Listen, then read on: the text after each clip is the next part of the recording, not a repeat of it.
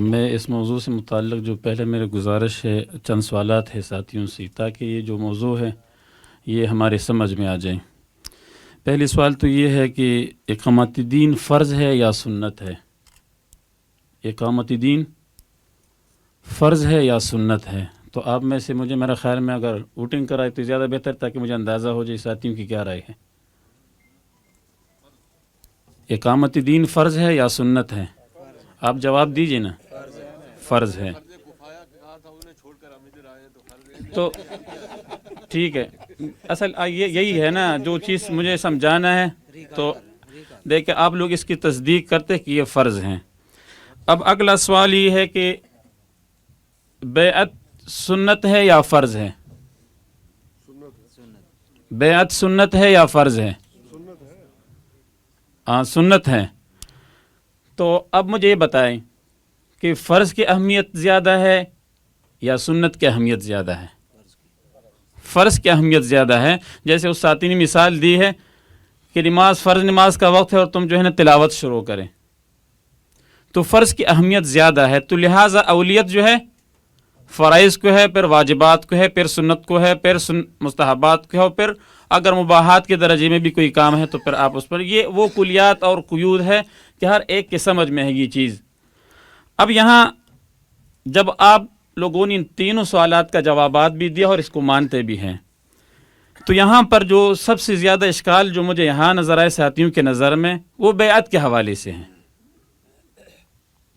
یعنی اقامت دین کے بارے میں کسی نے بات نہیں کی ہے، جو اصل کام ہے جس کے لیے ہم یہاں بیٹھے ہوئے ہیں۔ یہ ایک وسیلہ ہے، بیعت جو ہے یہ ایک وسیلہ ہے، ایک ذریعہ ہے جس کی وجہ سے آپ کسی کے ساتھ عہد، اس کی طرف بھی آتا ہوں۔ یعنی ایک چیز جو میں نے نوٹ کی ہے کہ کام پر فوکس کم ہے اور الفاظ پر ہم نے زیادہ زور دی یہاں پہ، یعنی جو نتیجہ میں اخذ کرنا چاہتا ہوں۔ دوسری بات یہ ہے کہ جب بیعت کو ہم سنت قرار دیتے ہیں، میں نوید صاحب کے جو پس منظر اس نے تاریخ اسلامی کے ذکر کہ میں اس کے ساتھ کلی طور پر مخالفت کرتا ہوں، اس لیے کہ خالد صاحب نے جو حوالہ دی میرے مضمون جو ندائے حکمت قرآن میں 2017 اور 18 تقریباً 4 سلسلہ وار حصوں پر مشتمل تھا، اس میں آپ دیکھ سکتے کہ رسول کے دور سے لے کر آج تک کی چیز آ رہی، اور ہماری اسلامی تاریخ سے متعلق جتنے بھی لوگ ہیں وہ انفرادی لیول پر ہے یا اجتماعی لیول پر ہے، اس نے اسی ہیئت پر عمل کی ہے۔ اب یہ اور بات ہے کہ اب ہم آتے ہیں کہ کیا مسنون ہے یا نہیں ہے، لیکن عمل ہے اس پر، کیونکہ نوید صاحب کے بعد سے میں نے یہ نوٹ کیا ہے کہ یعنی حضرت حسین کے جو کیا ہے اس کے علاوہ کہیں اس کی مثال نہیں، نظیر نہیں ملتے۔ نہیں، آپ کوئی بھی تحریک دیکھیں جو اقامت دین کے نام پہ ہے یا اصلاحی تحریک ہے، وہ محمد عبد الوہاب رحمۃ اللہ علیہ کی تحریک ہے یا الجزائر کے سنوسی اس کی تحریک ہے، یا اخوان المسلمین کی تحریک ہے، یا جماعت اسلامی کی ہے، یا تنظیم اسلامی کی ہے، یا آج ہم جس کے لیے ہم سرگردان ہیں، سب کا موقف اس سے متعلق ہے، یا صحابہ نے یا اس کے بعد والے دور نے انفرادی طور پر کسی عمل پر جو اجتماعیت سے متعلق ہو اس نے یہی راستہ اپنایا۔ اب میں آتا ہوں بیعت کی لفظی کیا پہ تاکہ بات سمجھ میں آ جائے، تاکہ ہم اس کنفیوژن سے باہر نکلے، تو پھر ہمارے لیے مسئلے اس پر عمل کرنا آسان ہو جائے گی۔ بیعت کی کیا معنی ہے؟ بحث تو سب نے کی ہے نا، بیعت کی کیا معنی ہے؟ معاہدہ، عقد، عہد، میثاق، مختلف الفاظ سے ایگریمنٹ جو بھی ہے۔ اچھا ایک اور لفظ ہے جو عام طور پہ مجھے تعجب ہوتا ہے اس پہ جب میں اپنے ساتھیوں سے سنتا ہوں، میں اس سے یہی تاثر لیتا ہوں جب ہمارے ساتھی کہتے ہیں کہ انقلابی، مجھے ایسا لگتا ہے جیسے ہماری ساتھی جو ہے ابھی کشمیر اس نے فتح کے اور واپس آئے، یعنی ان کے ذہن میں یہ ہوتا ہے جب وہ لفظ انقلاب استعمال کرتے ہیں تو یہ تصور کرتے ہیں کہ ہم کشمیر سے یا تو آئے ہیں یا ہم جا رہے ہیں وہاں پہ۔ اب مجھے یہ بھی بتائے لفظ انقلاب کی کیا معنی ہے؟ بتائیں نا۔ تبدیلی ہے، جیسے آج کل پی ٹی آئی استعمال کرتے ہیں۔ لفظ انقلاب کی معنی ہے تبدیلی۔ اب جب ہم اس میں ایک اضافہ کرتے ہیں، لاحق کا ساتھ شامل کرتے ہیں انقلاب اسلامی یا اسلامی انقلاب، تو کیا مطلب ہے؟ ایک وہ تبدیلی ہے جو سیکولر طبقہ کرتا ہے، لبرل طبقہ کرتا ہے، یا کوئی بھی طبقہ ہے۔ ایک ملک میں ایک نظام ہے، ایک سسٹم ہے، وہ آپ کے گھر کا بھی ہو سکتے ہیں، آپ کے چاپیریال کا بھی ہو سکتا ہے، اور آپ کے ملک کا بھی ہو سکتا ہے وہ نظام سسٹم۔ اب اس نظام میں ہر بندہ، ہر سوچ اور فکر جس کی جو سوچ ہے اس کے لیے وہ کوشاں ہے، تو وہ انقلابی ہے۔ اب فرق کیا ہے ہم میں اور باقی انقلابیوں میں؟ کہ ہم اسلام کی بات کرتے ہیں، ہم اس نظام کی بات کرتے ہیں کہ پہلے سے ایک نظام موجود ہے، اس کو ہم ختم کرتے ہیں، اس کی جگہ ہم کس نظام کو لاتے ہیں؟ اسلام۔ اگر یہ بات طیب اردوغان کرتے ہیں تو تب بھی انقلابی ہے۔ اگر وہ اللہ تعالیٰ ان کے درجات بلند کریں، مرسی صاحب نے کیا تو تب بھی وہ انقلاب کی بات کرتے ہیں، اور اگر ہمارے پڑوس میں جو لوگ کرتے ہیں وہ بھی انقلاب کی بات کرتے ہیں۔ اب یہاں پر دو باتیں ہیں۔ جب آپ کا سوچ، جیسے اقامت الدین آپ نے فرض قرار دیے ہیں، تو جو بھی اس کام کاج کے لیے کام کرتے ہیں، ٹھیک ہے، تو اب فوکس کس چیز پہ ہے؟ مقاصد پر ہے، جس کا بھی یہ مقصد ہے۔ اس لیے میں اس بات کو ضروری سمجھتا ہوں کہ آپ تنظیم اسلامی کو چھوڑیں، آپ جماعت اسلامی کو، مجھے وہاں پر بھی کافی سے وہ یعنی مجھے کافی تکلیف ہوتا تھا کہ جب ہم ایک اسلامی تحریک کا موازنہ کرتے ہیں، آپ تبلیغی جماعت کے ساتھ کیوں آپ کا موازنہ نہ ہو؟ آپ چھوڑے، وہ کام کرتے، آپ منفرد، آپ کے ذہن میں یہ ہے کہ آپ ان سے منفرد ہے، تو کام کرو، اپنے کام سے لوگوں کو مطمئن کرو، الفاظ سے کچھ نہیں ہوتا ہے۔ یہاں پر یہ جو الفاظ ہے، اگر آج جیسے میں نے آپ لوگوں سے پوچھا اور آپ لوگوں نے مثبت جواب دیے، اجتماعی کا کیا مطلب ہے؟ دستوری کا کیا مطلب ہے؟ شخصی کا کیا مطلب ہے؟ الفاظ کی ہیرا پھیری ہے، جیسے ہمارے عقیدی کے مباحث میں ہے، الایمان یزید و ینقص، ایمان زیادہ ہوتا ہے اور کم ہوتا ہے۔ پھر آخر میں اتنی لمبی لمبے مباحث کے بعد کہتے کہ ایک لفظی اختلاف ہے۔ یہاں پر بھی یہی ہے، آپ الفاظ پر غور نہ کریں، آپ مقاصد پر غور کریں۔ ہم تنظیم اسلامی سے اگر خفا ہے یا کسی بھی تحریک سے ہم سمجھتے ہیں کہ وہ صحیح طریقے سے کام نہیں کرتے، اور ہمارے اندر جیسے ڈاکٹر صاحب کا کرتے ہیں، اگر آپ سمجھتے ہیں کہ ڈاکٹر اسرار صحیح طریقے سے کام نہیں کرتے، یہ نہیں کہ الفاظ ہے، پھر تو ارسطو ہے، تو افلاطون ہے، تو بقراط و سقراط ہے۔ یعنی اس وقت یہی بات ہے نا کہ ہم یہ سمجھتے ہیں کہ ہم بقراط و سقراط ہے، وہ سب غلط تھے۔ تو جب آپ نے یہ طے کیا کہ آپ اس سے بہتر ہے، تو آپ بہترین کام کریں، آپ کام پر فوکس کریں، آپ کام پر توجہ دیں۔ یہ الفاظ بیعت کے ہیں یا عقد کے ہیں یا تحریر میں ہیں، سب کا ایک ہی مطلب ہے۔ اور یہ بھی میں عرض کر دوں کہ جمہور علماء کے ہاں لفظ بیعت جو ہے آپ تحریکی کاموں میں استعمال نہیں کر سکتے، اجازت ہے، مسنون نہیں ہے۔ مسنون کے تو میں نے ذکر کیا کہ عمل ثابت ہے، لیکن عمل کے لیے اس طرح مثال نہیں ہے کہ آپ پر حکم، جیسے خالد صاحب نے ایک اشارہ دی، ثابت ہے۔ ہم اس چیز کی قیاس کس طرح کرتے ہیں؟ جیسے یہ اس لیے وہ علم جو فقہا ہے ان کے جو اصول ہے، ضابطے ہے، سمجھنا اس لیے ضروری ہے۔ بعض اوقات ہم ایک خاص ٹاپک بقراط سقراط بنتے کسی اور کا سنتے نہیں ہیں۔ شراب حرام ہے، کیا ہے؟ حرام ہے۔ وہاں ایک اصل ہے، ایک علت ہے، کیا ہے؟ نشہ ہے۔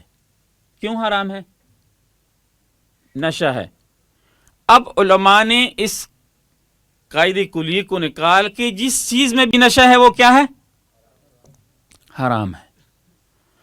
اب ہمیں کام کرنا ہے، اس کام کرنے کے لیے پھر ہم کیا کرتے؟ قیاس سے کام لیتے کہ دیکھ اگر ہم ایک کام کرتے تو کیوں ہم اپنی تاریخ کو نہ دیکھیں، ہم اپنے اسلاف کو کیوں نہ دیکھیں؟ تو وہاں اس نے بیعت کی مسنون طریقے پر عمل کی ہے، اور ہم اپنے لیے مسنون نہیں قرار دیتے، ہم رخصت کی حد تک کہ ہمیں اس میں اجازت ہے۔ یہ رائے جو ہے جمہور کی علماء کی کیا ہے، لیکن جب اختلاف آ جاتا ہے تو آپ کو یہ حق ہے کہ آپ کسی ایک رائے پر عمل کر سکتے ہیں۔ اب مسئلہ کیا ہے یہاں پہ؟ مسئلہ یہ ہے کہ پھر اتنا زور کیوں ہے؟ تو یہاں پر بھی ایک قاعدہ کلیہ ہے کہ جو چیز آپ پر فرض نہیں ہے، یعنی ضروری نہیں ہے، واجب نہیں ہے، آپ نے اس کو کیا کیا اپنے اوپر واجب قرار دی ہے، تو پھر تو ضروری ہے۔ آپ نے عہد کی ہے، یار کل میرے ساتھ ملتان جاننا ہے، تو میں آپ سے کہتا ہوں کیا یار وعدہ کرو، آپ پر لازم تو نہیں ہے نا، آپ سے میں اختیار لے رہا ہوں، تم کہتے ہیں ٹھیک ہے میں جاتا ہوں، آپ نے عہد کے تو تم پھر اس پر وفا کرو۔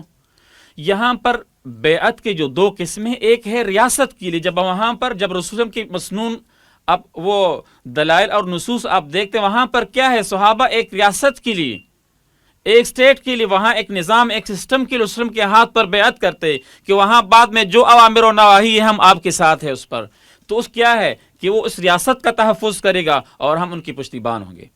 یہاں پر جب ہم ایک امیر جماعت کے ساتھ بیعت یا عقد یا یہ چیزیں کرتے ہیں تو ہم اس سے کسی کی تحفظ مانگتے کہ جو قیود و شروط ہم نے اس جماعت کے لیے طے کی ہے اس کی آپ پابند ہیں کہ آپ انہی خطوط کے ساتھ چلیں گے تو پھر ہمارے آپ کے ساتھ بیعت ہے۔ اچھا، اس کا فقہی اثر کیا پڑتا ہے اگر ہم اس کی خلاف ورزی کریں؟ اس پر کوئی اثر نہیں پڑتا ہے۔ یہ علماء نے 3 کیٹیگری میں اس کو لائے ہیں، یا تو اس کو قسم کی کیٹیگری میں، یا عہد و پیمان کی کیٹیگری میں، یا نظر کی جو منت جس کو ہم کہتے ہیں اس کی کیٹیگری میں، اور اس کی کفارہ جیسے قسم کی کفارہ ہے۔ اور اس سے نکلنے کا طریقہ کیا ہے؟ یہی ہے کہ میں آپ کے ساتھ میں نے عہد کیا، میں آپ کو آگاہ کروں کہ بھائی جس چیز پر میں نے آپ کے ساتھ عہد کیے میں مزید آپ کے ساتھ نہیں چل سکتا ہوں۔ میں اپنی مثال دیتا ہوں، جب میرے اختلافات حد سے زیادہ تنظیم اسلامی کی امیر حافظ وحید صاحب سے ایک مرتبہ پھر اس نے مطمئن کیا کہ ایسا نہیں ہوگا، پھر مسلسل، کیونکہ میرا بھی 20 سالہ رفاقت ہے، 2000 سے میں نے تنظیم اسلامی جوائن کیا، اور اس وقت آوان صاحب تھے، اس کے بعد خالد صاحب اس حلقے میں، تو میں نے فوراً میسج کے ذریعے سے جو ان کے عمراء ہے تدریجاً ان تک میسج پہنچایا اور فون کیے کہ میں اب اس حق کی پاسداری نہیں کر سکتا، میں اس کے قابل اپنے آپ کو نہیں سمجھتا ہوں، کیونکہ میں نے آپ کے ساتھ عہد کہ میں ان اصول کے ساتھ آپ کے ساتھ چلوں گا، جب میں نہیں چل سکتا میں آپ کو آگاہ کرتا ہوں کہ آئندہ میں اس کی یعنی مجھے اس کا حصہ نہ سمجھے، آپ پر بھی ہے۔ لہٰذا اب آتے ہیں اس عقود کی طرف۔ یہ تو ایک مختصر ان چیزوں کی وہ مقاصد اور مفاہیم ذکر کی ہیں، تو ایسے میں ایک اور چیز جو اختیارات کی بات ہو رہی، کیونکہ وہ بھی میں اسی طرف آتا ہوں کہ جب ہمارے پاس بیعت کے تصور موجود ہے تو کیوں ہم کو اور راستے اپنائیں؟ آپ ان کو کوئی بھی لفظ دے کہ وقت کے تقاضوں کے مطابق ان کو سنت کے ساتھ نسبت نہ کریں، ہاں ہم اس کی قیاس کر سکتے اس کے اوپر۔ تو اگر آپ تحریر جیسے جماعت اسلامی جو ہے فارما فور کرتے ہیں، اخوان المسلمین اس تک کرتے، یہ بھی عہد ہے، یہ بھی بیعت ہے، تو اس طریقے سے بھی آپ چیز کو آسان کریں، یسرو، آپ مشکل میں نہ ڈالو ساتھیوں کو، ان لوگوں کے لیے۔ اچھا، اس سے آج کل جو وہ طبقہ ہے، دیکھیں حکمت بھی کوئی چیز ہے، کچھ لوگ یہ جو بیعت کے کیا ہے جیسے پیری مریدی والے سہج ہے اس طرف چلتے ہیں اور ان کا ذہن اس چیز کو نہیں مانتا، کراہت محسوس کرتے اس میں۔ تو میرے خیال میں ہمیں وہ طریقہ اپنانا چاہیے جس میں کسی کا کراہت بھی نہ ہو۔ یہ ان ساتھیوں کے لیے ہے جو کہتے ہیں ہم نے 20-30 سال جو ہے نا بیعت پر لوگوں کو دعوت دی ہے، تو آپ بیعت پر عمل کریں، اور اگر آپ نے دعوت دی تو اقامت دین کے لیے دی ہے۔ تو یہاں پر بات یہ ہے کہ ہم، میری ذاتی رائے یہی ہے کہ ہم بیعت کی وہی طریقہ اپنائیں۔ یہاں شورا کے جو بات ہے کہ اختیارات کی بات ہے، جو میں نے، کیونکہ میرے اس مقالے میں بھی یہ چیز ہے، جب میں شورا کے کیا پہ امیر کے لیے جو ایک اختیارات والی بحث توازن ہے اس میں، تو اس میں نے ایک چیز نوٹ کی ہے کہ امیر اس چیز کی پابند نہیں ہے، امیر آپ کے مشورے کے پابند نہیں ہے، احتساب آپ کر سکتے ہیں۔ یہ دو مختلف چیزیں ہیں، کیونکہ ہمارے سب ساتھیوں کے ذہن میں یہ چاہ رہے کہ ہم اس کو پابند کریں، تو میرے خیال میں اگر ہم بات مشاورت کی طرف لے جاتے ہیں تو پھر مشاورت میں آپ امیر کو پابند نہیں کر سکتے، لہٰذا پھر کیونکہ وہ اختیار اس کا ختم ہو گیا۔ یعنی میرا ذاتی رائے بھی ہے کہ ہم اس کو اختیارات نہ دیں جو موجودہ صورتحال ہے، لیکن جب آپ شریعت کی جو اصول ہے اس کی طرف دیکھتے ہیں، اس میں امیر کا مشورہ بھی شامل ہے اور امیر اپنے مشورے پر بھی عمل کر سکتے ہیں۔ تو لہٰذا میرے ایک ذاتی رائے اس حوالے سے تھوڑا سا چینج ہو رہا ہے واپس، کہ ہم ان کو شورا کے جو کیا ہے اس کو اختیارات دے، لیکن ہم اس سے جو احتساب، یعنی جیسے ایک میں نے بیعت والی بات کی ہے، ہم کوئی اس طرح ایک اصول اپنے طور پہ کہ وہ چیز ہمارے اوپر فرض نہیں ہے لیکن ہم اوپر واجب کر دیں، امیر اپنے اوپر خود واجب کرے، اس طرح اگر ایک صورت بن جائے، یہ مباحات کے تحت ہے کہ وہ کہے کہ میں شورا کا پابند ہوں، مثلا یہ ان کے اختیار ہے، اور وہ ایک ایسے اختیار استعمال کرے کہ وہ کس کی، جیسے طلاق کی معاملے میں آپ کو پتہ ہے کہ طلاق حق کس کا ہے؟ مرد کا ہے، لیکن شریعت آپ وہ حق جو ہے وہ آپ کا حق ہے، لیکن آج کل جو مروجہ قانون ہے اس میں آپ اس کو کس کی تفویض کرتے ہیں؟ کچھ لوگ اس طرح کرتے ہیں، وہ بیوی کے تفویض کا طلاق تو واقع ہو جاتا ہے۔ تو ایسے مسائل میں اگر ہم یہ سمجھتے کہ موجودہ صورتحال میں بعض اوقات ہم اختیارات ہمارے ہاتھ سے نکل جاتے ہیں اور ہم وہ احتساب نہیں کر سکتے، تو لہٰذا ہم یہ کر سکتے کہ بھائی ہمارے ساتھ، آپ کے ساتھ اس بات پہ، ہم آپ کے ساتھ، ہمارا عقد و پیمانہ و میثاق اس بات پہ ہے کہ کلی اختیارات آپ کی نہیں ہوں گے۔ اب اس میں آپ بے شک اجتماعی کا لفظ استعمال کریں، آپ دستوری کا لفظ استعمال کریں۔ یہاں پر ایک شکوہ اور بھی ہے مغالطہ، کہ ہمارے کچھ ساتھی کہتے ہیں کہ پھر یہ تو الفاظ کی حد تک ہے کہ شورا یہ طے کرے اسی وقت اس کو دے دے۔ بھائی اگر آپ اسی وقت دے یا بعد میں دے دے تو لکھنے میں تو آئے گا، کیونکہ آج کل قرآن تو یہ کہتے ہیں کہ آپ کے درمیان جو بھی معاملہ ہو وہ لکھیں، تو لکھنے کے بغیر تو ممکن نہیں ہے۔ ایک اور چیز جو میں سمجھتا ہوں، یہ تو شرعی ایک حیثیت میں نے آپ کے سامنے بیان کی ہے، اور اس پہ آپ بہت زیادہ تحفظات کا اظہار نہ کریں۔ وہ اگر آپ کسی بھی شکل میں لیں، ہم انشاءاللہ اللہ کے سامنے سرخرو ہے، ہمارا مقصد اقامت دین ہے، اور اس پر اگر ہماری ایک اجتماعیت بنتے تو اس میں کوئی قباحت نہیں ہے۔ دوسری بات ہے قانونی۔ دیکھیں آپ لفظ بیعت پر کیا ہے، جیسے ہم نے کہا کہ اقامت دین اصل تصور ہے، ہمارا فرض ہے، ٹھیک ہے، وہ میں جماعت اسلامی کی بھی نفی نہیں کرتا ہوں، وہ میں جمعیت علماء اسلام کی بھی، وہ ہماری بائی ہے۔ دیکھیں کیا پتہ، ہم شک تو نہیں کر سکتے جب تک میں ان کے سامنے خود ایک چیز نہ دیکھوں، القابات سے میں اس کو نہ نوازوں۔ آپ اخلاقی جو آپ کے کیا ہے، آپ کو پتہ ہے کہ حضور صلی اللہ علیہ وسلم کے سامنے ابی بن خلف، عبداللہ بن ابی منافقین کا سردار ہے، لیکن پوری زندگی میں اس نے کبھی اس کو مخاطب کی ہے؟ ہمارا دیندار طبقہ سب سے زیادہ ایسے لوگوں کو استعمال کرتے ہیں اور ان کو کیا کیا القابات سے یاد کرتے ہیں۔ یہ بہت بری بات ہے اور اس سے بچنا بہت ضروری ہے۔ میرے خیال میں ہمیں احتساب کا حق لینا چاہیے۔ اور دوسری بات، اس کے جو قانونی حیثیت ہے اس ادارے کے، اگر آپ الیکشن دے کے، آپ مومن کی یہ شان ہے کہ وہ دھوکہ نہیں کرتے، یعنی آپ ایک حکومت کے ساتھ معاہدہ کرتے ہیں کہ میں ان شروط و قیود کے تحت جو ہے نا میں کام کروں گا، اور آپ اس سے ہٹ کے کام کرتے ہیں، تو بھائی یہ کیسے اقامت دین؟ ہمارا دین تو بالکل واضح ہے، الصدق ینجی والکذب یہلک، سچ جو ہے کامیاب ہے اور جھوٹ جو ہے یہ آپ کو ہلاکت میں ڈالتے ہیں۔ اس طریقے سے الحلال بین والحرام بین، ہمارے دین میں حلال معلوم ہے اور حرام معلوم ہے، وبینہما امور مشتبہات، اور اس کے درمیان کچھ مشتبہات، ومن وقع فی الشبہات وقع فی الحرام، جو شبہات میں پڑا تو اس طرح سمجھ کہ اس نے حرام کو اپنایا ہے۔ تو میرے خیال میں یہ ہے کہ اس میں کوئی قباحت نہیں ہے، یہ بات والی بات ہے، لیکن چونکہ اس کی ضمنی بات ہے، بعد میں اس پہ میں تبصرہ نہیں کر سکتا ہوں کہ آپ اگر رجسٹریشن کرتے ہیں تو قانون یہی ہے، آپ ان کے لیے بے شک آپ آج نہ سوچیں، آپ کا سوچ جو ہے نا بہت آگے ہونا چاہیے۔ دیکھیں یہ جو غیر ہے وہ ایک دو دن کے لیے پلاننگ نہیں کرتے، وہ 100 سالہ پلاننگ کرتا ہے کہ آج کیا ہوگا، کل کیا ہوگا، کیا اگر ہم نہیں تو پھر کیا، یعنی مسلمانوں کے خلاف جو ان کی حکمت عملی ہے۔ تو ہم بھی اس طرح سوچ سکتے ہیں نا کہ آج ٹھیک ہے ہم اصلاحی طور پر کام کرتے ہیں، لیکن کل اللہ نے اگر ہمیں سیاسی طور پر طاقت دی ہے تو ہم مقابلہ کریں گے، ہم ذہن سازی کریں گے لوگوں کے۔ جب آپ الیکشن کمیشن میں رجسٹر ہوتے ہیں تو پھر آپ منشور بنا لیں، ابھی نہیں لیکن طے تو کرے کہ انشاءاللہ ہم بنائیں گے، اور اس کے مطابق اپنا حکمت عملی جو ہے نا چینج کر سکتے ہیں۔ لہٰذا اس میں کوئی قباحت نہیں۔ الفاظ میں تھوڑی سی ہیرا پھیری آپ کر سکتے ہیں، یہ آپ کو اختیار ہے، اس سے کوئی فرق نہیں پڑتا۔ میں نے آپ سے پہلے بھی پوچھا کہ آپ کے اوپر جو فرض ہے وہ اقامت دین ہے۔ اللہ تعالیٰ کرے کہ ہم انہی نکات پر جمع ہو جائیں، اور آخر میں صرف میرے ذہن میں اگر آپ لوگوں کے ذہن کے مطابق جو حل مجھ سے مانگتے ہیں وہ یہی ہے کہ آپ شخصی اجتماعی پر بھی عمل کر سکتے ہیں۔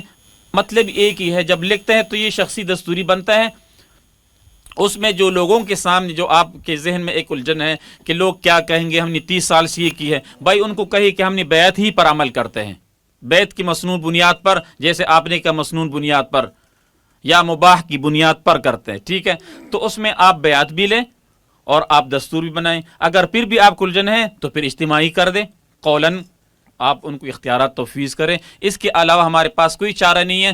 البتہ شخصی کی ذاتی طور پہ میں حق نہیں, جو تجربہ ہمارے سامنے ہے آج کل, چونکہ ہم انتہائی کمزور ہے, ظاہر بات ہے جب ہم کمزور ہے تو ہماری قیادت بھی اس لیول کا کمزور ہوگا. جب ہم طاقتور ہوں گے ہمارا امیر بھی اتنا ہی طاقتور ہوگا. اور اس کی مثال میں اس طرح وہ خربوزہ ہے یا تربوزہ, وہ کو دیکھ کے رنگ پکڑتے, ٹھیک ہے, تو جتنا ہم ہے اتنا ہی ہمارا امیر بھی ہوگا. اللہ کرے کہ ہم اقامت دین کے لیے متفق ہوں اور اس پر ہم ہماری جو سوچ ہے, محنتیں ہیں, عمل پیرا ہوں. جزاک اللہ خیر. سبحان اللہ والحمد للہ ولا